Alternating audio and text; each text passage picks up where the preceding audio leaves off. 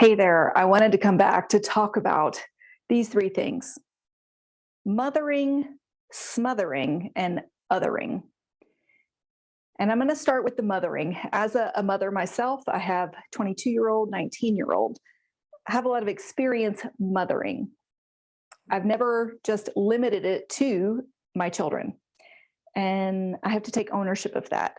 In fact, when I was pregnant with my daughter, I was working as an occupational therapist in a subacute rehab facility. And there was a new therapist who had come in, and he was one of our travelers coming from Canada. And my job was to train him. Well, I took it to the nth degree, meaning further than I should. I ended up mothering him. I was in my nesting stage. I was 9 months pregnant, yeah, really big. I had put on a good 40 pounds. And I was like on top of him, like a helicopter mothering. And we know there's different kinds of mothering.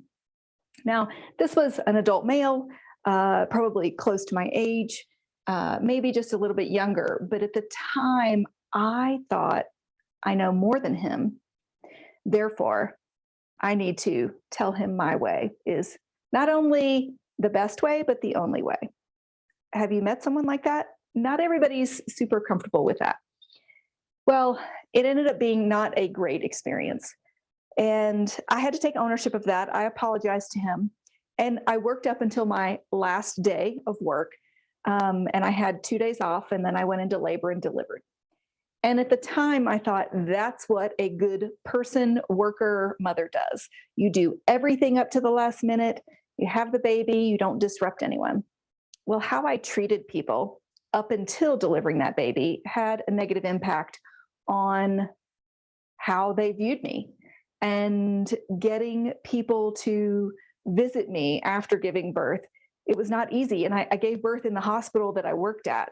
So that probably should have been my first sign that that didn't go very well.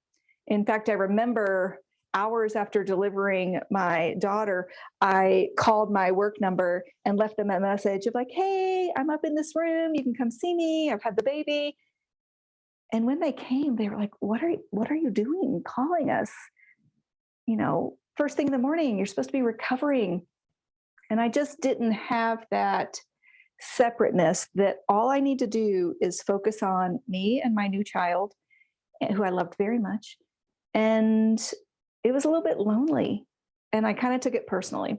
So that's the mothering part. When we're taking care of, we're nurturing, but sometimes we need to make sure that we're nurturing ourselves. That's a really important part of mothering.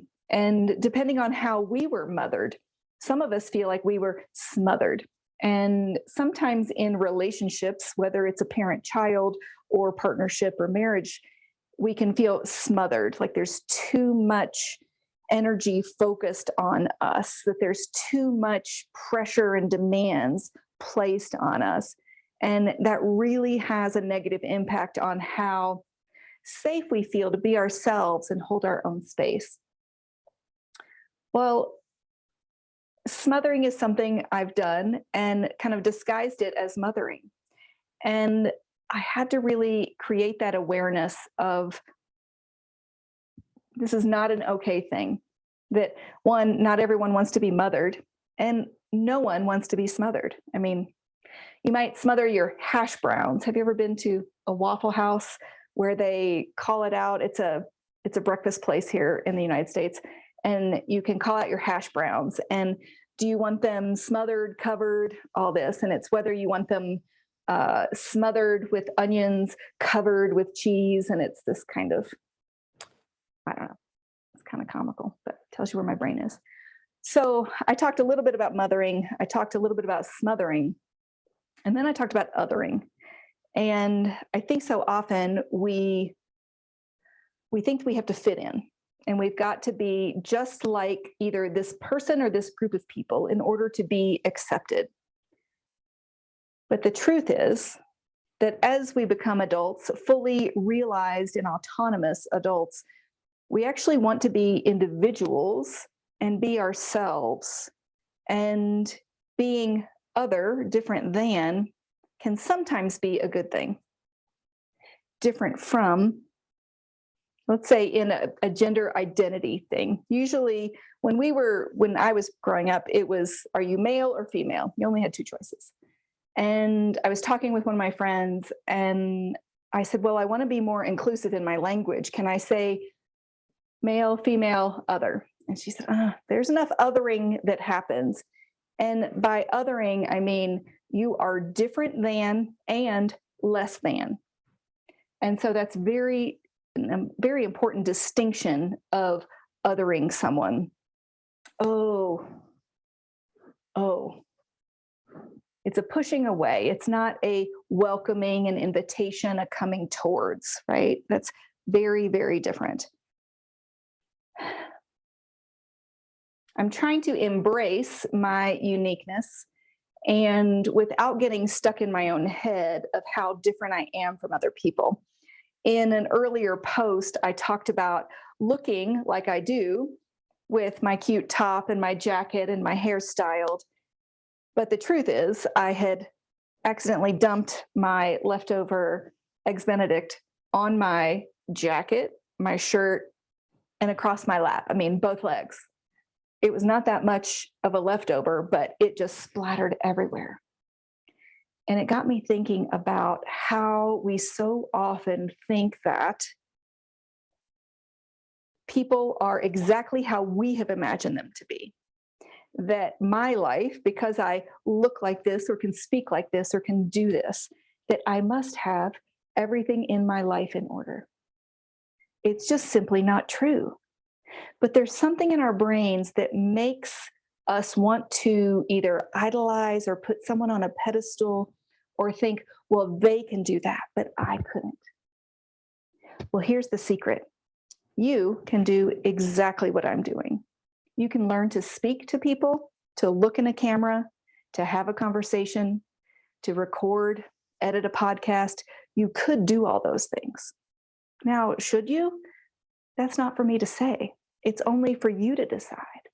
It is perfectly okay to have someone interview you, have someone else edit the podcast, have someone else write these things, to hire someone to do your social media.